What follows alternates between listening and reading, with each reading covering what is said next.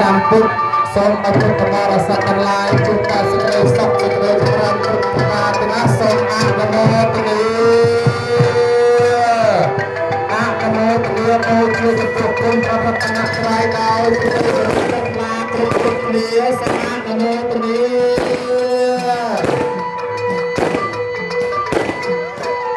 សាធុការទាំងឡាយដោយជាចំពោះគុណព្រះរតនត្រ័យដោយជា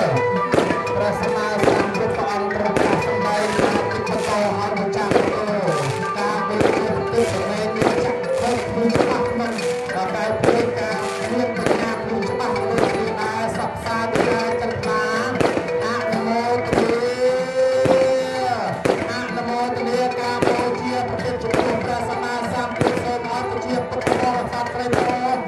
ទាំងអស់ជួបតែសេចក្តីសុខនិងសេចក្តីចម្រើនសុខសន្តិភាពក្នុងក្រុមគ្រួសារទាំងអស់ឲ្យបានគ្រប់គ្នាទាំងអស់សូមអនុមោទនាអនុមោទនាអនុមោទនាមហាកុសល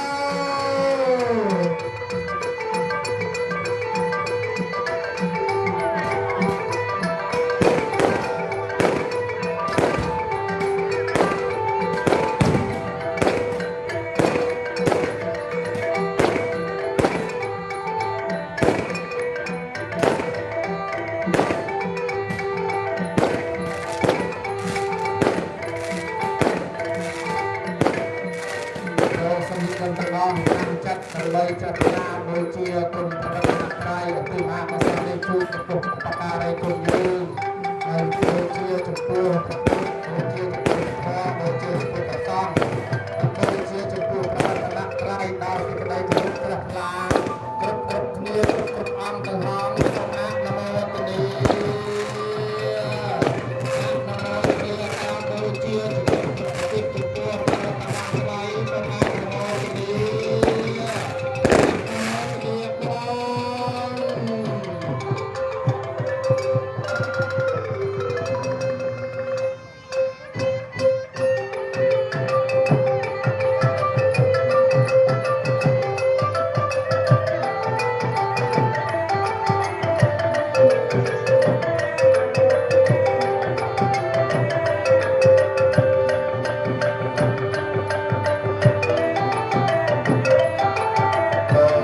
ជាឲ្យយើងមើលទៅខាងលើដើម្បីស្អាតណាស់ការបូជាចំពោះគុណព្រះរតនត្រ័យដោយសេចក្តីជ្រះថ្លានឹកឃើញដល់កណោថ្នាក់រគុណចំពោះព្រះសម្មាសម្ពុទ្ធដោយសេចក្តីគោរពជ្រះថ្លាគ្រប់អង្គនិងគ្រប់គ្នាសូមអនុមោទនា